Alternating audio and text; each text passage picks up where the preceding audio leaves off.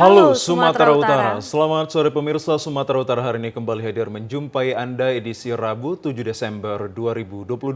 Bergabunglah bersama saya Muhammad Azril Nasution. Dan saya Gina Febriona. Sejumlah informasi menarik telah disiapkan oleh tim redaksi kami, berikut berita selengkapnya.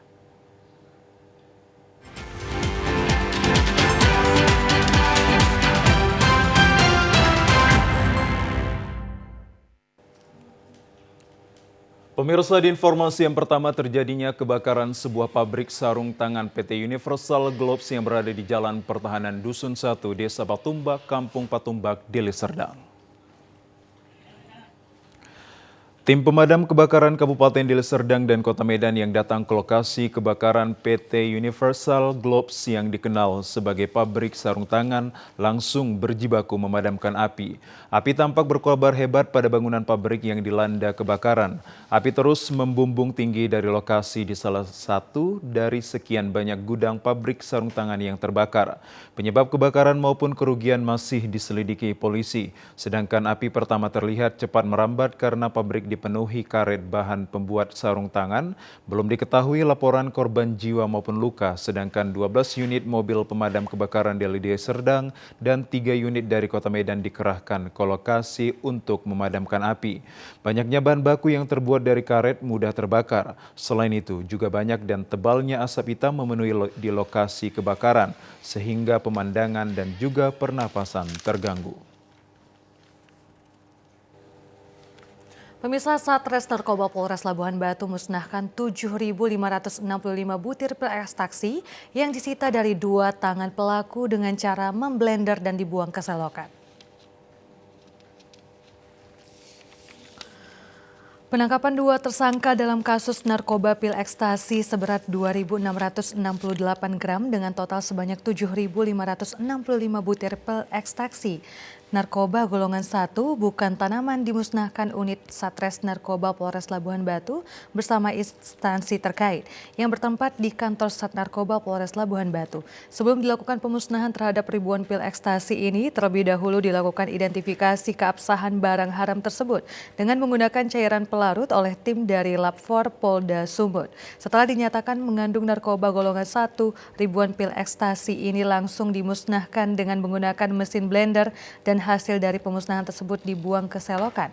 Kasat Narkoba Polres Labuhan Batu AKP Roberto Siantori menjelaskan pemusnahan barang bukti ini merupakan tangkapan tanggal 22 September tahun 2022 di mana terdapat 2 pelaku berawal dari penangkapan NA yang pertama kali diamankan dari lokasi tempat hiburan. Selanjutnya polisi melakukan pengembangan yang merupakan salah satu bandar UR warga Labura. Dari kedua pelaku, petugas mengamankan sebanyak 8.195 butir pil ekstasi dari 2 pelaku. Yang dimusnahkan 7.565 butir pil ekstasi seberat 2.686,68 gram dan 12,91 gram pecahan pil ekstasi. Ini tangkapan tanggal 22 September bulan 2022. Dengan 2 tersangka itu kemudian Ya? Dengan 2 tersangka sendiri? Dengan 2 tersangka. Atas perbuatan ini, kedua pelaku dijerat dalam pasal 114 dan 112 UU RI nomor 35 tahun 2009 tentang narkotika dengan ancaman hukuman 20 tahun penjara kurungan. Pemirsa, kita ke informasi lainnya. Sidang gugatan atas kepemilikan tanah Hendra Yanto yang dinilai memiliki surat ganda pagi tadi dilakukan di ruang Cakra 13 Pengadilan Negeri Medan yang dipimpin Hakim Ketua Tiares Sirait. Pada tahun 2020, Hendra Yanto sebagai tergugat membeli tanah seluas 15 kali 15 meter di Jalan Tuar, Kelurahan Amplas, Kecamatan Medan Amplas, dan pada bulan Maret 2022 sudah didirikan bangunan rumah di atas tanah tersebut. Beberapa bulan yang lalu tanah itu kemudian digugat oleh Damenta Boru Barus dengan dasar sebagian tanah milik dari Hendra Yanto adalah milik dari penggugat. Damenta melalui kuasa hukumnya menggugat Hendra Yanto ke Pengadilan Negeri Medan. Pada mediasi yang dilakukan, kedua belah pihak tidak menemukan titik temu sehingga dilanjutkan ke persidangan. Menurut kuasa hukum tergugat Tuseno, surat tanah yang dikeluarkan Camat Medan Amplas kepada Hendra Yatno benar adanya, sedangkan surat yang dipegang penggugat Damen Tabarus benar atas nama Camat Medan Amplas, namun tanda tangannya diduga dipalsukan. Selain itu, nama jalan di surat tanah yang dipegang oleh penggugat dan tergugat juga berbeda. Atas dasar itu, sidang melengkapi berkas sudah dilakukan pihak tergugat dan hari ini dilanjutkan dengan menghadirkan saksi dari tergugat terkait tentang kepemilikan tanah tersebut atas nama Poniran, mantan kepala lorong, dan Halimah, keluarga dari pemilik tanah sebelumnya. Kuasa hukum tergugat Tuseno mengaku dari beberapa kali persidangan semuanya mengarah jika kliennya adalah benar memiliki surat tanah yang sah. Ia berharap agar permintaan penggugat ditolak oleh majelis hakim. Pembeli tanah yang menjual adalah selaku pemilik yang sah. Dan tadi saksi tadi menerangkan bahwasanya memang tanah yang dibeli oleh si tergugat tadi adalah punya dia gitu, punya pemiliknya gitu. Buktinya apa? Buktinya bahwasanya dikuatkan dengan saksi tadi yang pertama tadi menyatakan bahwasanya itu milik daripada Paiman Priyadi. Kami tadi alasan tadi yang pertama, surat tersebut tidak pernah terdaftar di kecamatan yang mengeluarkan surat tersebut ya, Kecamatan Medan Dene. Yang kedua, kami punya bukti ada surat serupa, surat Kecamatan Medan Dene juga, di mana camatnya itu adalah Waldemar Aritonang. Di situ tanda tangannya itu tidak sama gitu. Dan surat yang kami jadikan rujukan untuk pembanding itu terdaftar, terregister di Kecamatan Medan Dene. Sehingga dalam hal ini kami sangat yakin dugaan kuat itu bahasanya palsu. Makanya kami setelah putusan nanti kami akan melaporkan ke polisi terkait dengan dugaan penggunaan surat palsu tersebut. Sementara itu, setelah mendengarkan keterangan dari kedua saksi tergugat, Ketua Majelis Hakim mengagendakan pada 14 Desember akan melakukan cek lapangan dengan pengukuran tanah yang disengketakan. Hakim menegaskan penggugat harus memiliki sejumlah administrasi sehingga pengadilan dan pihak terkait akan turun ke lapangan. Ya, pemirsa, Satuan Polisi Hutan Reaksi Cepat Brigade Macan Tutul Provinsi Sumatera Utara akan terus menerima segala laporan masyarakat atas permasalahan kerusakan lingkungan, termasuk salah satunya kasus pengerusakan hutan di Kabupaten Padang Lawas, Sumatera Utara. Hal tersebut disampaikan Arianto selaku staf Satuan Polhut Reaksi Cepat Brigade Macan Tutul Provinsi Sumatera Utara pada saat menerima kedatangan tim kuasa hukum Direktur Manunggal Makmur Sejahtera di Markas Komando Brigade Macan Tutul Balai Gakum Kementerian Lingkungan Hidup dan Kehutanan Wilayah Sumatera yang berkantor di Jalan Karya Desa Marendal, Kecamatan Patumba, Kabupaten Deli Serdang kemarin siang. Dalam pertemuan tersebut, Boylo Fernando Sirait selaku kuasa hukum dari Direktur Manunggal Makmur Sejahtera meminta keadilan atas kasus register perkara tindak pidana kehutanan atas dugaan kerusakan lingkungan. Karena menurut Polhut, pekerjaan pembukaan jalan yang berlokasi di Desa Siraisan, Kabupaten Padang Lawas, Sumatera Utara telah merusak lingkungan. Sebagai kuasa hukum, Boyle Fernando Sirait meminta dan berharap kliennya mendapatkan keadilan dari Satuan Polhut Reaksi Cepat Brigade Macan Tutul Provinsi Sumatera Utara, mengingat masih ada pihak-pihak lain yang diduga tersangkut dalam permasalahan tersebut dan belum mendapat tindakan hukum. Terkait masalah ini, kuasa hukum Direktur Manunggal Makmur Sejahtera, Boyle Fernando Sirait, meminta agar laporan mereka ditanggapi dengan serius sehingga mendapatkan keadilan hukum. Kawan-kawan media, tujuan kita datang ke sini untuk mempertanyakan terhadap kasus penetapan tersangka daripada Minadi Kusuma yang merupakan direktur utama daripada PT Silva Minerendo Prima, yang mana si Minadi tersebut adalah yang menyuruh Juara Tamba dan Jensumbiring untuk melakukan pembukaan jalan di Desa Siraisan, Kabupaten Palas, Provinsi Sumatera Utara. Atas permintaan kuasa hukum, Arianto selaku Satuan Polhut Reaksi Cepat Brigade Macan Tutul Provinsi Sumatera Utara menjelaskan ia tidak memiliki kewenangan untuk memberi jawaban atas permasalahan tersebut dan akan segera disampaikan kepada pimpinan Satuan Polhut Reaksi Cepat Brigade Macan Tutul Provinsi Sumatera Utara agar permasalahan tersebut dapat ditindaklanjuti. Ya, pemirsa, informasi terkait antisipasi tawuran di Kota Medan akan kami hadirkan usai jeda pariwara berikut ini. Tetaplah bersama kami akan segera kembali.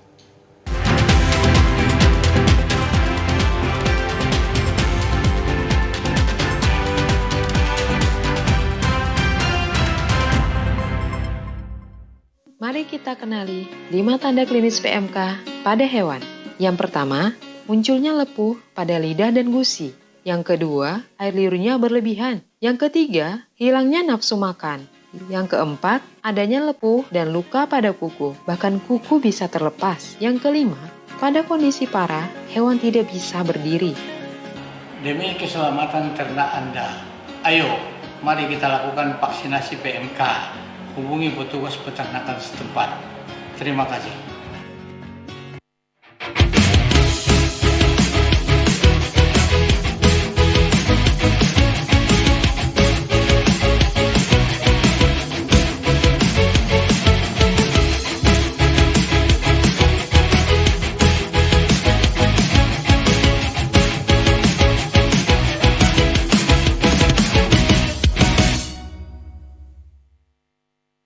Mari kita kenali 5 tanda klinis PMK pada hewan.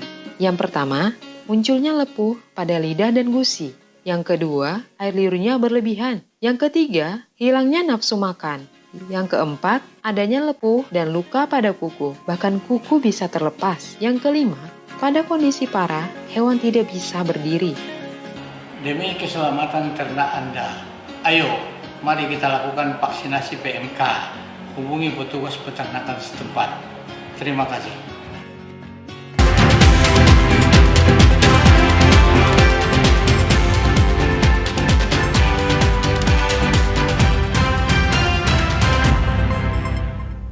Pemirsa, 5 pemuda diamankan petugas gabungan Polsek dan Camat Medan Belawan karena membawa senjata tajam yang diduga akan melakukan tawuran di Belawan. Dan untuk mengantisipasi terjadinya tawuran, Pemko Medan akan mendirikan posko di beberapa titik di Medan Belawan.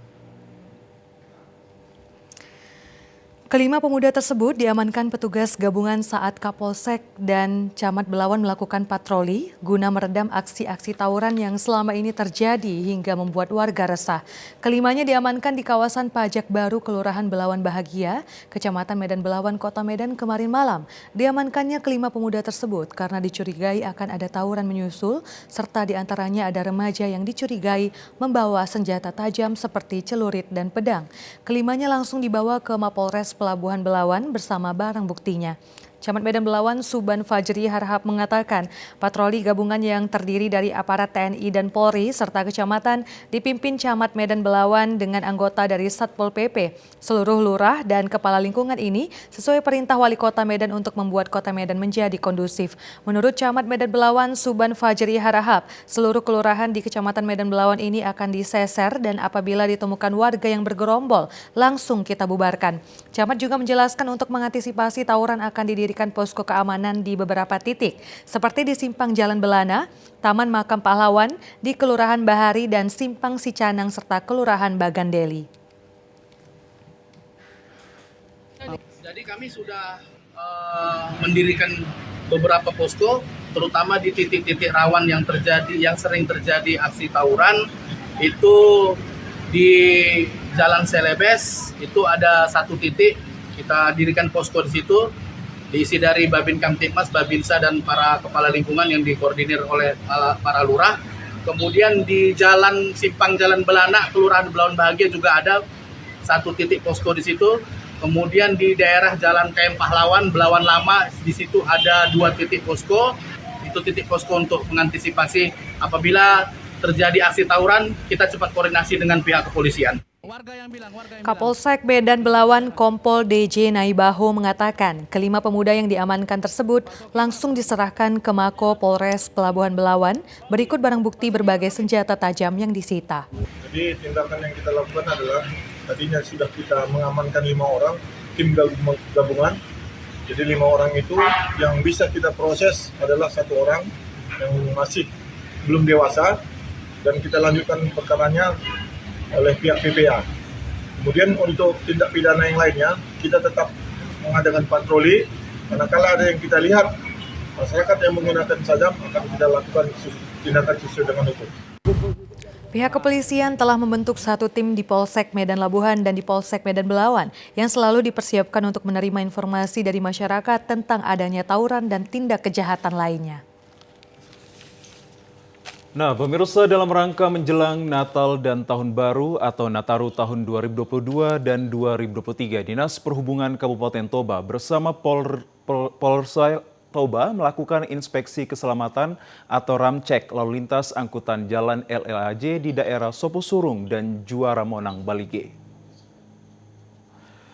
Inspeksi keselamatan LLAJ dilaksanakan selama 5 hari berturut-turut guna memastikan kendaraan umum plat kuning dan plat hitam layak untuk beroperasi sekaligus kelengkapan surat-surat kendaraan tersebut. Saat dilakukan pemeriksaan terdapat ratusan kendaraan dari mulai angkutan umum antar kota dalam provinsi maupun antar desa yang tidak memenuhi kelayakan untuk beroperasi. Kepala Bidang Pengembangan dan Keselamatan Dinas Perhubungan Kabupaten Toba, Rajinus Sirait, mengatakan sesuai dengan surat Inspektorat Perhubungan Darat dalam rangka menjelang Nataru tahun ini perlu melaksanakan audit ataupun inspeksi keselamatan LLAJ atau ramcek terhadap angkutan umum baik antar provinsi maupun antar desa.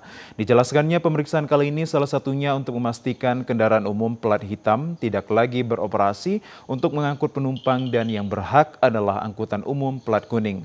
Sebelum dilakukan operasi ini, Dinas Perhubungan Kabupaten Toba telah menyurati dan menghimbau para angkutan umum untuk melengkapi kelayakan untuk beroperasi mengangkut para penumpang. Rajinus juga menjelaskan terkait dengan sanksi yang diberlakukan untuk saat ini bagi yang tidak memenuhi persyaratan untuk beroperasi mengangkut penumpang belum dapat dilakukan tilang manual sesuai dengan surat himbauan dari Kapolri. Saat ini yang dapat dilakukan untuk menindak angkutan umum yang tidak layak hanyalah sebatas tilang, teguran, ataupun surat pernyataan. Sudah kita surati. Kita langsung sudah surati baik plat hitam maupun plat kuning. Itu sudah kita buat surat edarannya. Pada 2 bulan yang lewat ada suratnya. Jadi pada intinya kalau plat hitam itu tidak bisa mengangkut. Sementara itu adanya inspeksi keselamatan LLAJ atau ramcek ini, para angkutan umum dapat segera membenahi kekurangan kendaraannya agar layak untuk beroperasi dan melengkapi administrasi maupun izin demi untuk keselamatan para penumpang. Pemirsa, harga bahan pokok beras di pasar tradisional Kota Pinang, Kabupaten Labuhan Batu Selatan, Labusel, kini mulai merangkak naik. Kenaikan harga beras ini justru bertepatan akan datangnya Natal dan Tahun Baru. Adapun harga bahan pokok beras kemasan isi 10 kg sebelum mengalami kenaikan berkisar di harga Rp114.000, sekarang menjadi Rp116.000. Kenaikan harga beras ini sudah berlangsung selama 2 pekan yang lalu. Selain itu, kenaikan harga juga terjadi pada ayam pedagang dari harga Rp25.000 menjadi Rp29.000 per kilogramnya. Pedagang sembako Gebi menyampaikan bahwa harga bahan pokok beras mengalami kenaikan sebesar Rp200 per kilonya, yang kemungkinan dipicu dengan akan datangnya Natal dan Tahun Baru. Mulai menaik lah Pak, sekitar 200 perak Pak. Per goni? Per goni jadi 115 jadi 116.000. Naiknya harga bahan pokok beras ini membuat masyarakat semakin khawatir. Sebagaimana yang diutarakan salah seorang pembeli, Suhaila Aini mengakui harga bahan pokok beras ini agar secepatnya dapat diturunkan pemerintah, mengingat dirinya hanya sebagai tenaga honorer yang sangat berdampak dengan kenaikan harga tersebut. Sekarang ini mana ya, makin tiap hari naik 200 perak. Harapan kami masyarakat kalau bisa lah diturunkan lagi lah. Apalagi kayak kami yang honor, dengan harga beras naik, otomatis penghasilan pun kan kok bisa kan ditambah lagi dari gaji-gaji yang sebelumnya yang sekian, semuanya ditambah lagi pemerintahan ini. Sementara bahan pokok lainnya seperti gula, minyak goreng, serta sayur mayur sampai saat ini harganya masih relatif normal. Sementara itu pemirsa, kenaikan harga telur tidak hanya terjadi pada jenis telur ayam Australia, namun kenaikan juga terjadi pada harga telur ayam kampung yang sebelumnya Rp2.500 menjadi Rp3.000 per butirnya, atau naik Rp10.000 per papannya, yang mana kenaikan harga ini pun membuat para pedagang jamu mengeluh. Kenaikan harga telur ayam kampung ini terjadi dalam 1 pekan terakhir di Pasar Gelugur Rantau Parapat, Labuhan Batu. yang berdampak kepada para pedagang jamu tradisional hingga mengeluh. Kenaikan harga telur ayam kampung mencapai Rp500 untuk per butirnya atau Rp10.000 per papannya dari sebelumnya di harga Rp75.000 menjadi Rp85.000 yang membuat para pedagang jamu merugi karena dagangannya tidak terjual habis. Salah seorang pedagang jamu tradisional, Juli, menyebutkan kenaikan harga telur ayam kampung sudah terjadi sejak sepekan lalu. Dengan kenaikan harga telur tersebut menjadikan pendapatannya dari menjual jamu tradisional menurun. Pasalnya dirinya takut para pelanggannya akan protes bila menaikkan harga dagangannya. Satu papan itu biasa berapa? 75. Nah, sekarang? Sekarang 85. 85. Sudah berapa lama kekerana ini Kak sendiri Kak? Sudah seminggu. Seminggu. Nah, jadi Kak dengan jual jamu sendiri Kak gimana Kak? Untuk Kakak sendiri? Ya tetap juga harganya, nggak bisa naikkan karena kau di sana. Kalau nggak dibeli ya juga kan. Ya maunya diturunkan. Iya. Atau Kakak naiknya berapa lama? Sementara itu, Juli pun berharap agar pemerintah dapat mengkontrol harga telur ayam di pasaran sehingga telur ayam merupakan salah satu bahan dalam pembuatan jamu yang dapat kembali menjadi harga normal. Ya, pemirsa, informasi lainnya akan segera kami hadirkan sesaat lagi. Tetaplah bersama kami.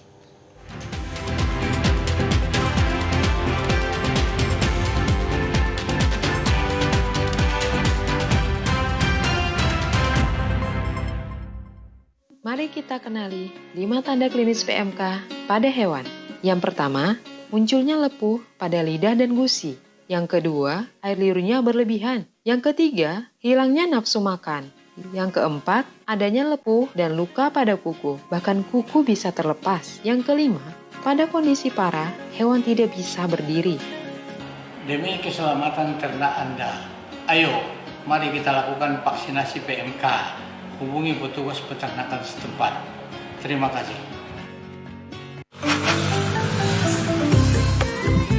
Mari Pak. Mari.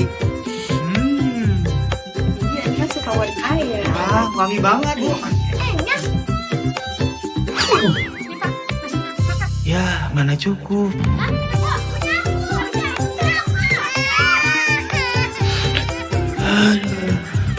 KB Pria penting untuk perencanaan keluarga dan mencegah anak stunting.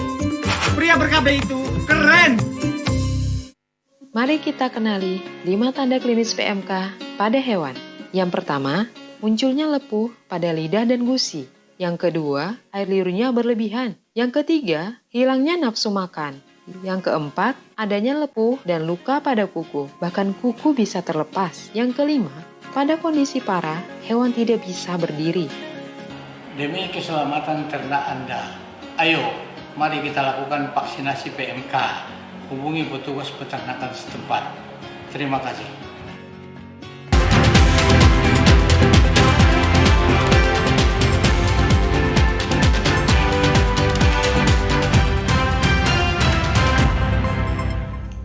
Pemirsa, masyarakat di kawasan Belawan dan Sicanang mengeluhkan seringnya terjadi banjir rob yang cukup tinggi dari tahun ke tahun yang berdampak terhadap kesehatan dan perekonomian para masyarakat.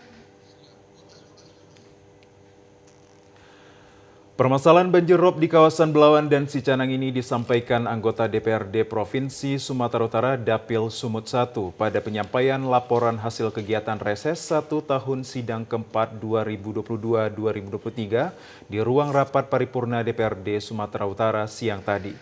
Sidang paripurna DPRD Sumut dipimpin Wakil Ketua DPRD Sumut Harun Mustafa Nasution dan mewakili pemerintah Ismail Sinaga dari BPKAD Sumut. Anggota DPRD Sumut dari fraksi PKS Dapil Sumut 1 mengatakan ketika melakukan reses sejumlah masukan diterima dari masyarakat yakni terkait banjir rob di kawasan Medan Utara. Untuk kawasan Medan Labuhan, masyarakat meminta agar pemerintah mendirikan sekolah SMA negeri karena saat ini warganya terpaksa bersekolah ke daerah lain. Pemasangan jalur pipa PDAM Tirtanadi juga disampaikan masyarakat Medan Denai dan juga Amplas. Sedangkan masyarakat di Marelan mengeluhkan terkait banjir yang diakibatkan meluapnya aliran Sungai Deli sehingga tanggul yang sudah ada jebol.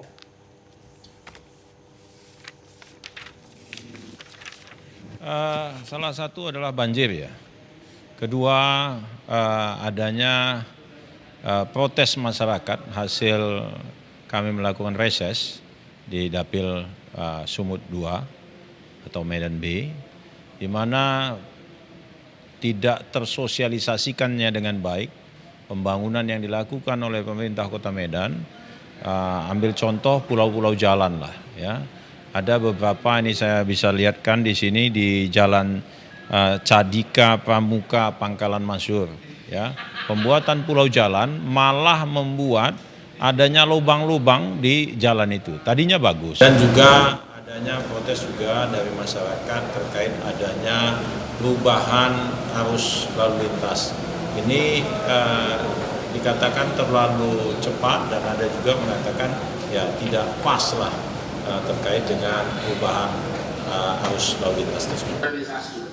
Dari Dapil 2, Beni Haryanto Sihotang menyampaikan pelaksanaan perencanaan pembangunan di wilayah Kota Medan masih belum memenuhi renstra yang dicanangkan Pemko Medan, diantaranya Medan bebas banjir dan Medan bebas lubang. Beberapa pelaksanaan pembangunan malah menambah lubang-lubang baru yang terdapat di jalan-jalan Kota Medan. Hal ini diduga terjadi akibat pembuatan pulau jalan yang juga mendapat sorotan tajam dari masyarakat Medan Johor dan pengguna kendaraan bermotor.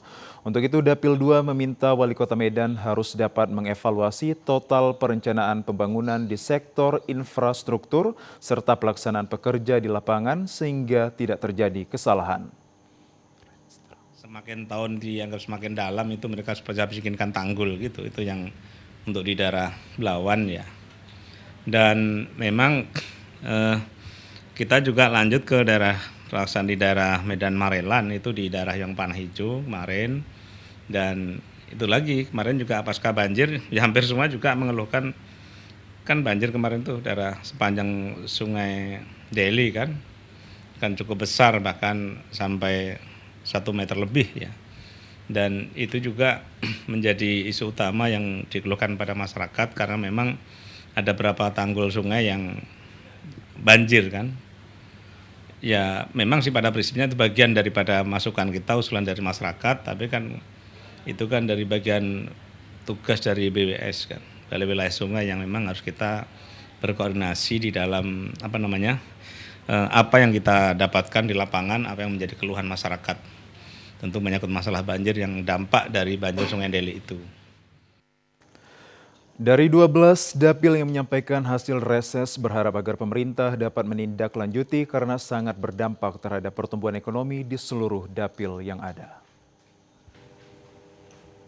Informasi berikutnya pemirsa, Pangkalan Utama Angkatan Laut Lantamal 1 Belawan menggelar panggung hiburan rakyat yang digelar di pelataran dermaga Markas Komando Mako Lantamal 1 Belawan. Panggung hiburan ini menghadirkan penyanyi atau artis dari Kota Medan dan disiarkan oleh Lembaga Penyiaran Publik TVRI. Pagelaran hiburan yang diselenggarakan Lantamal 1 Belawan ini semata-mata untuk menghibur anggota TNI, khususnya TNI Angkatan Laut dan masyarakat Medan Utara umumnya, khususnya Kota Belawan. Acara panggung hiburan dilaksanakan pada Rabu malam ini yang dimulai dari pukul 8 malam hingga sebelum tengah malam. Berbagai persiapan telah dilakukan Lantamal 1 Belawan agar pelaksanaan panggung hiburan ini berjalan dengan aman dan kondusif. Begitu juga dengan pihak TVRI selaku lembaga penyiaran juga telah melakukan berbagai persiapan dari mulai pagi hari hingga berita ini disiarkan masih melakukan persiapan agar siaran yang akan dilakukan berjalan dengan sukses tanpa kendala. Membuat nuansa baru lah kita supaya kita bisa refreshing juga. Kami mengadakannya di Dermaga Mako Lantamal 1 Belawan. Nah, bisa kita lihat nih teman-teman kita lagi mempersiapkan alat-alat untuk kita nanti mengadakan acara tersebut. Acara akan dimulai pukul 7 hingga jam 12 malam. Jangan lupa disaksikan nanti ya untuk acara musik-musiknya ya. Bagi masyarakat Medan Utara khususnya Kota Belawan bisa menyaksikan acara hiburan tersebut secara langsung di Dermaga Mako Lantamal 1 Belawan dengan mematuhi peraturan yang telah disiapkan panitia. Pemirsa, kami ajak Anda ke informasi lainnya. Hadir sebagai inspektur upacara apel gelar pasukan dalam rangka kesiapan menjaga ketentraman dan ketertiban umum dan perlindungan masyarakat Sumatera Utara tahun 2022, Gubernur Edi Rahmayadi ingatkan fungsi dan peranan Satuan Polisi Pamong Praja sebagai potensi kekuatan dalam mendukung jalannya pemerintahan. Di hadapan pasukan yang terdiri dari unsur TNI Polri, Satpol PP, Badan Penanggulangan Bencana dan Linmas pada apel gelar pasukan dalam rangka kesiapan Terantibumas di lapangan Astaka Jalan Pancing Medan pagi tadi, Gubernur Edi menyampaikan Satpol PP bekerja dalam pengamanan ketertiban umum masyarakat sebagai amanah untuk membuat jalannya pemerintahan secara baik. Dijelaskan, Pol PP dalam menjalankan kegiatan-kegiatan ekskalasi yang lebih tinggi dimonitor oleh satuan-satuan negara, yakni kepolisian dan TNI yang juga memiliki tugas dan fungsinya masing-masing. Dalam kesempatan ini, Edi Rahmayadi juga mengingatkan kepada Satuan Polisi Pamong Praja ada 3 hal bila ingin tercapainya tugas, terutama akan menghadapi masa Natal dan Tahun Baru. Pertama, kehadiran seorang pemimpin di setiap persoalan. Kedua, bantuan administrasi, prosedur logistik harus disiapkan. Ketiga, kekuatan cadangan harus disiapkan, termasuk dukungan koordinasi instansi yang siap membackup satuan Polri dan TNI. Pada kesempatan ini juga diperagakan berbagai kemampuan aksi bela diri Satuan Polisi Pamong Praja dalam rangka kesiapan menjalankan keamanan dan ketertiban serta perlindungan masyarakat. Gubernur Sumatera Utara Edi Rahmayadi melepas keberangkatan tahfiz Quran internasional. Kafilah berprestasi dan guru agama menjalani ibadah umroh ke Tanah Suci Mekah lewat penyelenggara umroh travel PT 2 Cahaya Haramain Medan pagi tadi di Medan. Program pemberangkatan tahfiz Quran internasional serta kafilah bersama orang tuanya dari Sumatera Utara ini untuk menjalankan ibadah umroh ke Tanah Suci adalah bentuk apresiasi pemerintah Provinsi Sumatera Utara. Karena mereka merupakan bagian yang membuat Sumatera Utara insya Allah menjadi bermartabat dan berkah. Gubsu Edi Rahmayadi diwakili PLT Biro Kesra Pemprov Baharudin Siagian meminta para calon jemaah umroh mengikuti ketentuan dan koordinasi melalui pendamping dari Pemprov Sumut. Kepada para calon jemaah umroh untuk membawa nama baik Provinsi Sumatera Utara, ia juga menitip pesan doa agar Pemprov Sumut dapat menuntaskan amanah dengan sebaik-baiknya. Pemberian hadiah pergi umroh ini merupakan bentuk apresiasi pemerintah Provinsi Sumatera Utara atas prestasi yang diraih dalam mengharumkan nama Sumatera Utara. Pihaknya sangat bangga karena apa yang telah diraih para kafilah sesuai dengan visi misi pemerintah Provinsi Sumatera Utara yang bermartabat. Kedepan diharapkan agar prestasi yang sudah diraih dapat memotivasi agar pencapaian yang sudah didapat lebih baik ke depannya. Ia juga memberikan apresiasi kepada penyelenggara umroh travel PT 2 Cahaya Haramain yang beralamat di Jalan Sisingamangaraja, Medan dalam memberikan pelayanan maksimal bagi peserta umroh. Bapak Gubernur memberangkatkan 20 orang umroh, terdiri dari para juara atau juara MTQ nasional maupun juara internasional yang kemarin dilaksanakan di Mekah. Untuk yang juara internasional itu ibu dan bapaknya juga diberangkatkan. Hari ini Pak Gubernur juga memberangkatkan kepada para guru-guru ngaji, guru-guru ngaji di daerah-daerah terpencil. Sekaligus juga keberangkatan hari ini untuk senior-senior para hafiz Quran dan juga para hakim yang ada di Sumatera Utara. Tentu ini pemberian ini sebagai motivasi supaya mereka bisa lebih berprestasi lagi pada masa yang akan datang. Travel PT 2 Cahaya Haramain sebagai penyelenggara umroh merasa bangga dan terharu bisa bekerja sama dengan pemerintah Provinsi Sumatera Utara.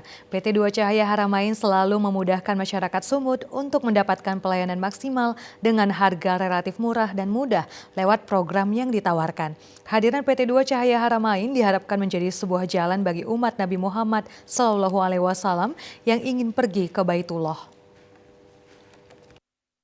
Tahfiz dan penggiat Al-Quran lainnya dapat merasakan kenyamanan bersama kami dan umrohnya mabrur dan mabruroh. Dengan kerjasama kami yaitu dengan 20 jemaah dari Pemprov Sumatera Utara dengan program 10 hari. Di sana kita dengan difasilitasi umroh sebanyak 3 kali, terus ke kebun kurma, Taif, serta berbagai kegiatan lainnya. Semoga dengan berangkatnya para qori, tahfiz, dan penggiat Al-Quran lainnya bersama kami dapat memberikan keberkahan kepada travel kami pastinya dan kepada Sumatera Utara juga pastinya. Sementara itu, pemirsa, Gubernur Sumatera Utara memberikan beasiswa dan hadiah umroh kepada tahfiz Quran Internasional yang berhasil meraih juara kedua pada King Abdul Aziz International Holy Quran Contest 2022. Zahran Auzan mendapatkan hadiah beasiswa dan umroh dari Gubernur Sumatera Utara, Edi Rahmayadi. Hadiah diberikan sebagai salah satu apresiasi untuk Zahran Auzan yang telah mengharumkan nama Sumatera Utara dan Indonesia di tingkat dunia. Zahran Auzan berhasil meraih peringkat kedua King Abdul Aziz International Holy Quran untuk kategori Hafiz 30 juz di usianya yang masih 13 tahun. Edi Rahmayadi diwakili PLT Biro Kesra Pemprov Su Baharudin Siagian dan Ketua LPTQ Haji Asren Nasution berharap ilmu yang didapatkan terus berkembang dan juga prestasi akademi, serta dapat mempergunakan ilmu yang dapat untuk membantu orang lain dan mensiarkan Islam. Sementara itu, Zahran Auzan sangat berterima kasih kepada Gubernur Sumatera Utara Edi Rahmayadi yang telah memberikan perhatian lebih kepadanya, menjadi dorongan bagi ia untuk lebih bersemangat mendalami Al-Quran. King Abdul Aziz International Holy Quran Contest merupakan event tahunan yang diselenggarakan di Arab Saudi yang digelar pada 10 hingga 21 September lalu di Masjidil Haram Mekah. Assalamualaikum warahmatullahi wabarakatuh. Saya Zahran Auzan mengucapkan berterima kasih yang sebesar-besarnya kepada Gubernur Sumatera Utara Ayahanda Haji Edi Rahmayadi yang telah memberikan kami semua reward atau tali asih atas prestasi yang telah kami raih, dan tentunya semua itu tidak lepas dari arahan dan peran dari Biro Kesra dan juga semua yang berperan mendukung semua ini. Dan juga alhamdulillah Bapak Edi Rahmayadi memberikan reward atau tali asih kepada Auzan untuk memberangkatkan umrah beserta Abi dan Umi Auzan. Tentunya semua itu atas nikmat dari Allah Subhanahu wa taala, dan semoga Bapak Edi Rahmayadi sehat selalu dan terus bisa memimpin Sumatera Utara menjadi provinsi yang semakin bermartabat. Sebagai istri Tentara Nasional Indonesia yang mengharuskan menjadi ketua dalam organisasi karena jabatan suami, maka wajib memenuhi tugas dan tanggung jawab sepenuhnya walaupun istri sebagai wanita karir. Hal tersebut dikatakan Ketua Ikatan Kesejahteraan Keluarga TNI, IKKT Cabang BS 10, Badan Pembinaan Hukum Babinkum TNI, Nyonya Yenti Agusdani saat membuka rapat kerja sejajaran IKKT dari ranting Banda Aceh hingga ranting Manokwari baru-baru ini, sekaligus HUT Babinkum TNI yang ke-47. Ketua IKKT Cabang BS 10 Babinkum TNI, Yenti Agusdani mengatakan rapat kerja ini bertujuan sebagai visi dan misi organisasi IKKT dalam meningkatkan efektivitas dan efisiensi yang harus disesuaikan dengan perkembangan lingkungan yang terus berubah secara dinamis. Keberadaan organisasi IKKT merupakan organisasi kemasyarakatan di lingkungan TNI yang memiliki peranan penting di mana IKKT dituntut senantiasa mampu meningkatkan pelaksanaan fungsi dan perannya sebagai istri sekaligus pendamping suami. Yenti Agusdani berharap sebagai seorang istri dapat memilah dan menempatkan diri di saat ada di lingkungan kantor suami untuk pelaksanaan tugas organisasi IKKT dan tetap berkoordinasi yang baik, berkomunikasi yang santun kepada anggotanya. Sebagai untuk mewadahi tali silaturahmi bagi ranting-ranting sejajaran cabang BS Babinkum dan sebagai sarana koordinasi dalam melaksanakan tugas sebagai anggota IKKT dan untuk meningkatkan pengetahuan anggota IKKT kita ke depannya dengan tema Bersama Kita Maju.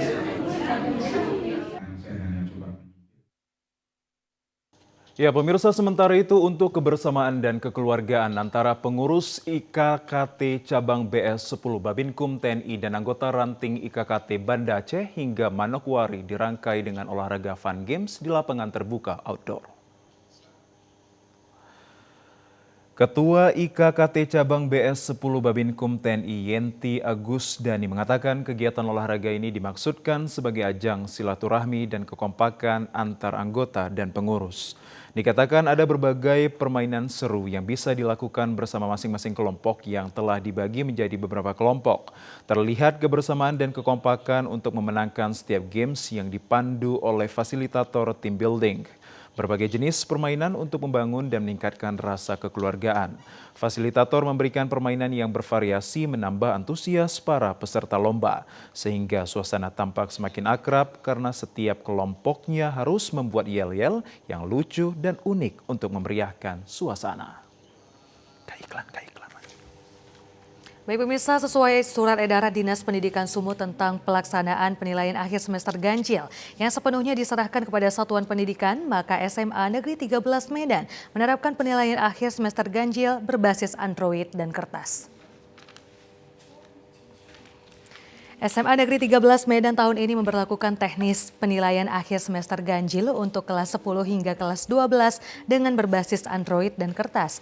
Penilaian akhir semester ganjil tahun pelajaran 2022-2023 ini dilakukan berbasis Android dan kertas agar penilaian lebih objektif sekaligus mengukur kemampuan siswa dalam tes skolastik. Penggunaan sarana Android pada penilaian akhir semester ganjil ini baik untuk jurusan IPA maupun IPS diterapkan untuk ujian non-hitungan, sementara ujian berbasis kertas diperuntukkan untuk mata pelajaran hitungan untuk jurusan IPA maupun IPS. Khusus untuk penilaian akhir semester ganjil, berbasis Android bentuk soal semuanya pilihan berganda. Sementara untuk berbasis kertas, semua bentuk ujian adalah uraian. Di sela-sela penilaian akhir semester ganjil pada hari ketiga hari ini, Wakasek Kesiswaan Davidson Tarigan dan Wakasek Humas Hamidah menyatakan hingga hari ketiga pelaksanaan penilaian akhir semester ganjil di sekolah yang berada di Jalan Brigjen Zain Hamid Medan Johor ini secara umum berlangsung lancar, namun demikian ada di antara siswa yang tidak hadir, akan tetapi akan diberi kesempatan mengikuti ujian susulan setelah selesai dilakukan penilaian akhir semester ganjil.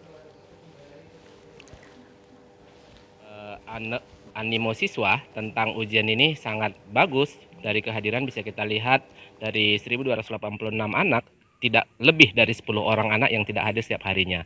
Adapun teknik ujian yang kita lakukan pada saat ini ada 2 teknik, yaitu yang pertama ujian menggunakan Android itu untuk mata pelajaran yang berbasis tidak hitungan seperti PPKN, Bahasa Indonesia, Agama, dan yang lainnya. Di SMA Negeri 13 Medan, siswa mengikuti penilaian akhir semester ganjil sebanyak 1.286 siswa terdiri atas kelas 10 hingga kelas 12. Soal penilaian akhir semester ganjil berbentuk pilihan berganda berbasis Android sebanyak 30 soal. Sementara ujian bentuk uraian berbasis kertas 10 hingga 15 soal dengan durasi menjawab soal 90 menit. Di sekolah ini penilaian akhir semester ganjil dilaksanakan hanya 1 sesi setiap hari. Jumlah siswa 2 orang setiap meja dengan tingkat kelas yang berbeda. Hari ini penilaian akhir semester ganjil mengujikan matematika wajib untuk semua jurusan dan kimia untuk jurusan IPA serta jurusan IPS mata pelajaran geografi. Esok hari mengujikan fisika dan biologi dan ekonomi serta sosiologi. Ya pemirsa, kami ajak Anda ke informasi lainnya. KPU Kota Medan menyelenggarakan tes tertulis yakni Computer Assisted Test atau CAT bagi calon anggota panitia pemilihan kecamatan PPK Sekota Medan pemilu serentak tahun 2024. Pelaksanaan tes CAT peserta calon panitia pemilihan kecamatan PPK yang diikuti 987 peserta. Bagi peserta yang telah memenuhi persyaratan dalam hasil seleksi tes CAT akan diberikan kesempatan untuk mengikuti seleksi lanjutan. Koordinator Divisi SDM Parmas Sosdikti KPU Kota Medan Edi Soehartono menjelaskan dari seluruh kecamatan yang mengikuti tes CAT sebanyak 987 peserta. Seleksi tes CAT ini dilaksanakan untuk memudahkan melihat hasil peserta apakah memenuhi standar kompetensi dengan meraih nilai tertinggi. Setelah seleksi tertulis CAT peserta akan masuk ke tahapan tes wawancara. Tes wawancara membutuhkan 3 kali dari jumlah yang dibutuhkan. Untuk PPK, satu kecamatan dibutuhkan 5 orang sehingga setiap kecamatan untuk masuk ke tahapan wawancara dibutuhkan 15 orang pula. Dikatakan persyaratan menjadi calon PPK diantaranya usia 17 tahun dan tidak ada batas maksimal pada umur. Berkewarganegaraan Indonesia dengan dibuktikan dengan KTP. Materi yang diberikan saat tes CAT meliputi pengetahuan umum, wawasan kebangsaan, undang-undang dasar, Pancasila dan permasalahan kewilayahan. Tes wawancara dilaksanakan sekitar pertengahan Desember. Para peserta dihimbau agar bersaing secara sehat dan pada seleksi PPK. Tugas PPK pemilu cukup berat, oleh karena itu salah satu syarat administrasi yang harus dipenuhi adalah kesehatan. Setelah para peserta resmi menjadi petugas PPK, diharapkan mampu dan tidak gagap dalam bertugas karena telah memahami tupoksi. Proses perekrutan Badan RU ini juga merupakan salah satu tahapan yang cukup penting dari rangkaian tahapan pemilu 2024. Oleh karena itu setelah melalui proses seleksi administrasi pada tanggal 6 tanggal 7 Desember, KPU Kota Medan melaksanakan ujian tertulis terhadap sebanyak 987 calon anggota PPK Kota Medan yang melaksanakan ujian CAT. Ya, pemirsa, Komisi Pemilihan Umum Kabupaten Labuhan Batu Utara melaksanakan seleksi tertulis perekrutan badan ad hoc calon panitia pemilihan kecamatan melalui sistem komputer assisted test atau CAT di 2 lokasi berbeda dengan waktu yang bersamaan. Sebanyak 229 orang peserta dari 8 kecamatan mengikuti seleksi tertulis calon PPK yang dilaksanakan selama 2 hari, yakni 6 hingga 7 Desember 2022 melalui sistem CAT dengan jumlah soal sebanyak 75 poin berdurasi 90 menit. Seleksi dilaksanakan di 2 zonase secara bersamaan mulai jam 8:30 hingga selesai. Zonase pertama di SMA Negeri 1 Kuala Hulu di Kota Aikanopan menampung peserta dari kecamatan Kuala Hilir, Kuala Leidong, Kuala Selatan, dan Kuala Hulu. Sedangkan zonasi kedua di SMA Negeri 1 Aiknatas di Desa Kampung Pajak menampung peserta dari Kecamatan Merbau, NA 910 Aikuo, dan Aiknatas. Pembagian zonasi ini untuk mempermudah peserta mengikuti ujian seleksi datang tepat waktu sesuai jadwal ujian yang telah ditetapkan oleh Panitia Perekrutan Calon PPK. Ya, pemirsa, informasi yang baru Anda saksikan tadi sekaligus menutup perjumpaan kita dalam program Sumatera Utara hari ini. Kami ucapkan terima kasih atas kebersamaan dan juga perhatian Anda. Saya Muhammad Azril Nasution. Dan saya Gita Febriona. Terima kasih, selamat sore dan sampai jumpa.